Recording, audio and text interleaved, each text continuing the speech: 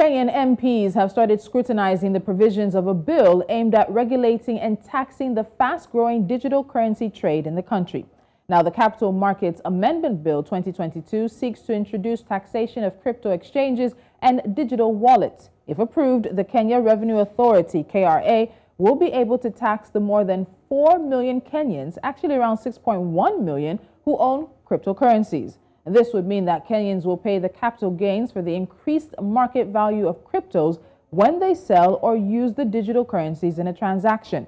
The bill requires persons who own or deal in digital currency to provide the Capital Markets Authority with specific information for tax purposes. Now, the bill comes nearly 6 months after United Nations reports showed that about 8.5% of Kenya's population own cryptocurrencies. Joining me now is Bernard K. Kitur. He's a member of Kenya's National Assembly representing Nandi Hills. And we hope to also have economist Dr. Exen Iraki joining us as well. Honorable Kitur, thank you so much for joining me on Business Edge. Thank you very much and good afternoon. So let's look at this. Kenya has the largest share of its population anywhere across the African continent somehow involved in the cryptocurrency markets. And now we're seeing taxation of cryptocurrencies being put on the table in front of yourself and members of the National Assembly. So why tax cryptocurrencies? Let's start from there. First of all, this is a field that for a long time the Kenyan government had not been able to, as it's expanding its tax base, they had never in the past focused on this field of technology or crypto payments and that niche. Indeed, in 2015, Central Bank had even warned Kenyans against transacting with cryptocurrency. But over time, the Kenyans' aggressiveness towards adopting technology and to make life through technology has pushed, as you can be able to see the statistics, 4.5 million Kenyans, so that's about 8.5% of Kenyans are now transacting, dealing with crypto payments, partly also because of the issue of, exchange rates. The Kenyan shilling has been depreciating greatly, and Kenyans prefer to deal probably on international payments, peer-to-peer payments. They use the crypto. So when the government then realizes that they want to expand the tax base, and this is an area where huge number of Kenyans are involved in, so they had no choice but for us to be able to show in more revenue. Then the central bank has actually adjusted itself and reached out to us that we need to be able to tax all the cryptocurrencies and be able to also understand in this very, very complex business. Now the central bank is putting himself into it, and indeed there we are. We are now discussing a bill, personally being in the Committee of Innovation, Communication and Broadcasting. That is an area also that we want, of course, to be able to protect the innovators, those of they that are participating on the crypto currency. Okay, so with millions of Kenyans involved, that also means that there's millions of shillings also involved in this as well. And as you said, the Central Bank of Kenya, CBK, has been warning Kenyans about the emerging assets, claiming that it's high risk. But we continue to see Kenyans and even across the continent, more Africans getting involved in cryptocurrencies. What do you think is the interest, the attractiveness of cryptocurrencies for many, particularly in Kenya? This is also the country that is well known for its mobile money transactions. So Kenya is a leading, it's a leading country when it comes to issues around digital currencies, mobile money, even just the way transactions have been able to progress in Kenya. So what's the attraction? What do you think it is?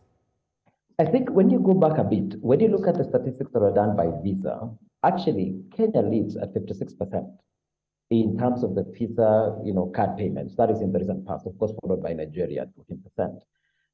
Kenyans have been very aggressive in making themselves anything that is tech. There is that aggression. In fact, most of the innovations talk about even the mobile payment. We are actually almost leading in the world. We are the first innovators of how to make payments through the mobile phone, and we still are at a very high level. So Kenyans' innovativeness in anything that is a new technology, they adopt it very fast. Therefore, when, like even this year, when we had the challenges of our budget, one of the places that for the first time the government taxed was to begin to tax anything around the internet. So they even placed a tax on on the internet, placing it at 16%, and then they put in another 20% for the VAT, which of course right now is subject of a discussion because we do not want to tax production input.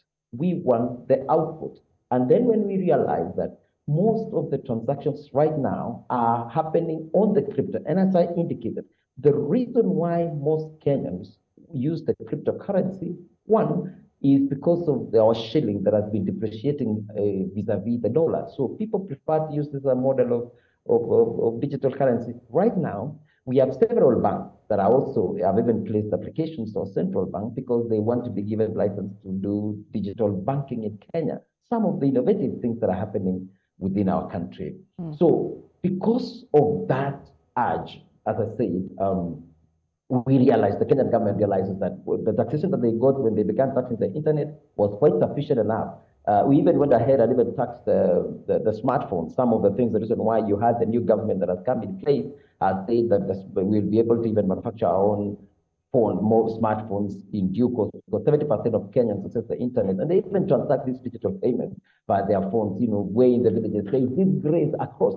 Even as parliamentarians now are going into our towns in the villages and taking people who can train others on how to transact through the crypto. So this is how aggressive it is. And when the government realizes that there is something that you can be able to make more, and even to begin to regulate so that it is not subject to, we mitigate the risk around the crypto. So this is something that is happening across the country. It is a grace, and as that is happening, then the government wants to regulate it. They want to get more information. Of course, it's very complex. They want to get more information, and definitely we'll be able to show them a huge revenue.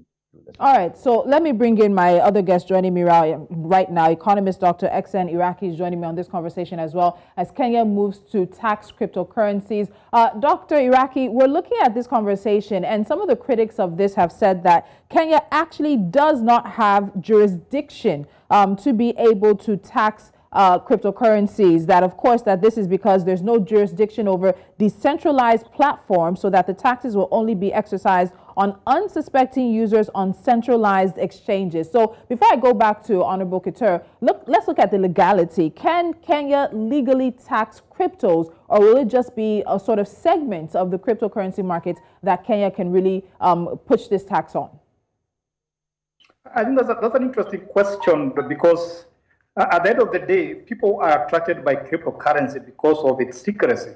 It is out of reach of regulators. So whatever is making cryptocurrency attractive to people like you and me is what is attracting the government, because people want to hide their transaction. People want to do certain transactions without attracting the tax man. So it's going to be very hard to regulate, because there's a nature of cryptocurrency that we don't know who owns it. We don't know whether a transaction will take place. So it's going to be very hard to get people to tax. It's very hard to know who is there. And people are very innovative, because remember, people went to cryptocurrency because they wanted to escape from the normal transactions. So if you go and get them there, I'm sure they are going to come up with new innovations. No question about it. All right, so Honorable Couture, what do you say to that in terms of the ability of Kenya to legally have jurisdiction over taxing cryptocurrencies? I'd like to get your thoughts on this. As a member of parliament, as you've said that this bill now, the amendment, is before the committee. Do you think that when it's passed, if it's passed, let me use that word, there is the legal jurisdiction that Kenya has to be able to exercise this tax? Just as probably Iraqi has said, Kenyans are very versatile persons, and as I said, indeed, it's a secret way. Everybody they don't want to pay taxes. That is a reality. Everybody wants to have more to themselves, and one of the reasons why many Kenyans also use crypto is for remittance costs. Sometimes to be able to be paid, from abroad, people prefer to use the crypto much more than the normal payment. Obviously, we are going to have a lot of consultation over this. It is going to be a long-term process. It is true. We will try, as you can be able to see, we bring it through the Capital Markets Amendment Bill of the 2022. There's going to be a lot of consultations going in there. We're going to get a lot of experts into it, but definitely we might scratch the surface, but we will see how that goes in the future. But obviously, also the government is going to earn something small, but it's not going to be easy. So it's usually the case. It's usually the case when a law such as this or an amendment such as this is being put to the table. There are projections. Do we have projections as to possibly how much Kenya thinks it could make from taxing cryptocurrencies? The UNCTAD says that Kenya has the largest share of the population with cryptocurrencies in Africa, even putting it ahead of the United States in the terms of how much of the population are involved. Are there projections already as to what Kenya could make from taxing cryptos?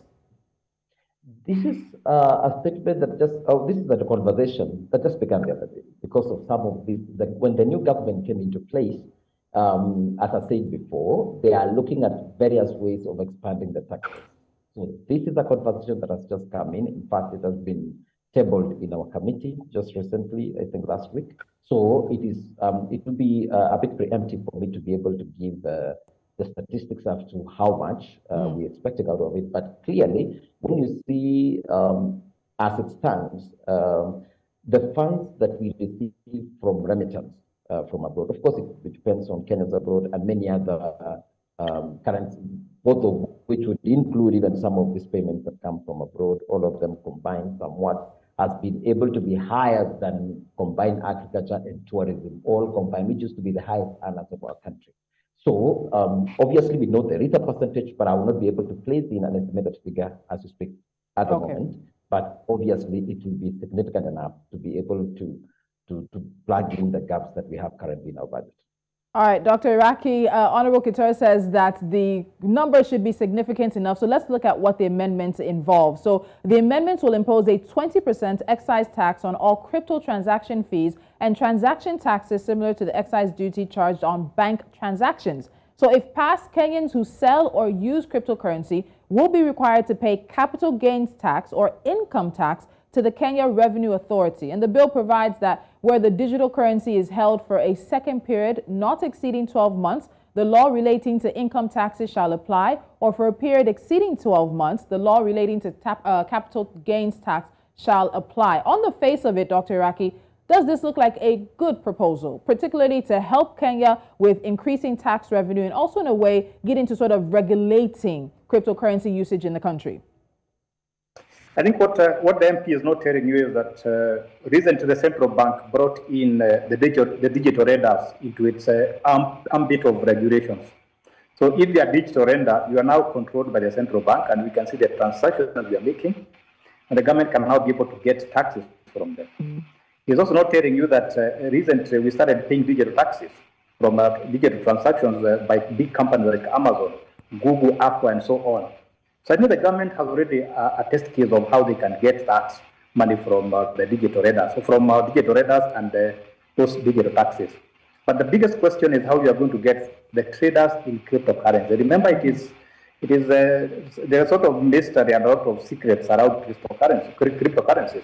In fact, we don't even know who founded them. And what I suspect is as soon as we start taxing these transactions, people will start coming up with new applications that are easy to hide.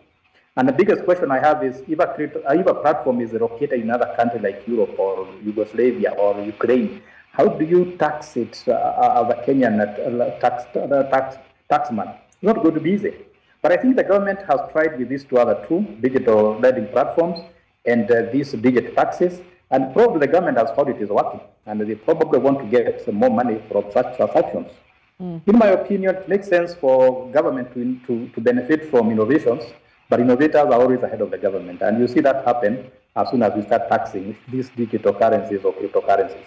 And I think that's one thing you and Honorable Couture agree on, that Kenyans are innovative. So I want to ask this question to the two of you because it goes to the implementation, as you've mentioned. So the bill also provides that anyone who owns or trades in digital currency must provide the regulator with information on the value of the virtual currency in Kenyan shillings. They are to notify the Capital Markets Authority of the type of virtual currency used, the date it was acquired, and the date it was sold. So this really sort of sounds like voluntary information coming from those who will be owning or using cryptocurrency. So, Honorable Couture, do you think that sort of making this voluntary in the terminology and phrasing of this amendment, you're really going to have people telling the taxman how much they're making and helping the taxman to basically do the equation for how much taxes they should pay?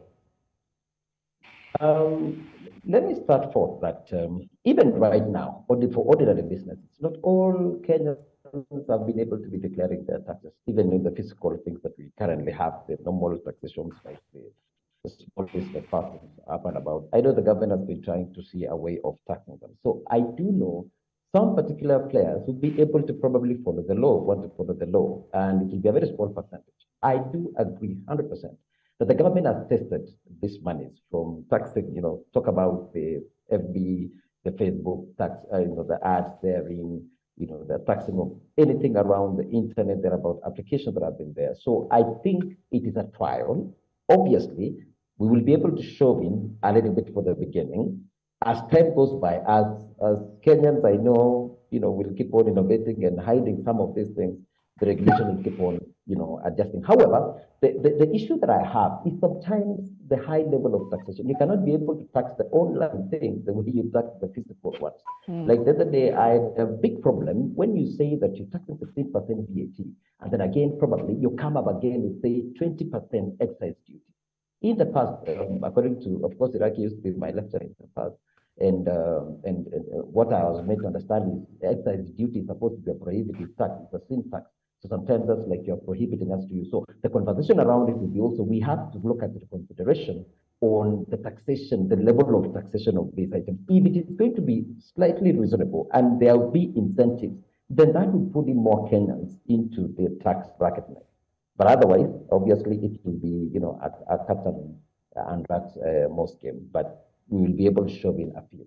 All right, Dr. Iraqi, as I round up with you very quickly on this conversation, we've seen the FTX situation. Of course, the Central Bank of Kenya has warned against the exposure, high-risk assets, and that situation has led more people to ask for regulation. This bill is coming with implementation of taxes, but is it also coming with any implementation of protection for Kenyan cryptocurrency users? It should not just be about getting money from them, but it should also be about a way to protect those in Kenya who are making themselves unfortunately exposed to these assets as well. What do you think about that as we wrap up this conversation? If you look at the normal banking, we have the Deposit Protection Board, so that if you have some bank account and there's a problem with the bank, you can be compensated from that board. So I think what my former student or MP should be saying is that as you start taxing the cryptocurrencies, you should also come up with a protection board or a mechanism to make sure that my transactions are protected in case something goes wrong. And that is one way to make people pay taxes, because they'll be feeling safe. And very important, you must make sure that we see where the money is going. So let's not just have the stick, but also have the carrot. I believe that this is a very good move, because Kenya is a very innovative country like Nigeria, and people are going digital. And it's logical that the taxman should also have a pound of fresh from what we are doing. But it must be reasonable, as he put it, because if the tax rate is reasonable, then compliance will be higher. If it is high, people will start trading in more digital currencies or cryptocurrencies. So it's a good move, but regulation and protection of the customer must be taken into consideration. And I think go ahead as you wrap up. Yes, I was hoping that you're going to give me a chance to tell you the grade I gave my students. On what? Very quickly, Prof. Of course, I will disclose that live on the TV.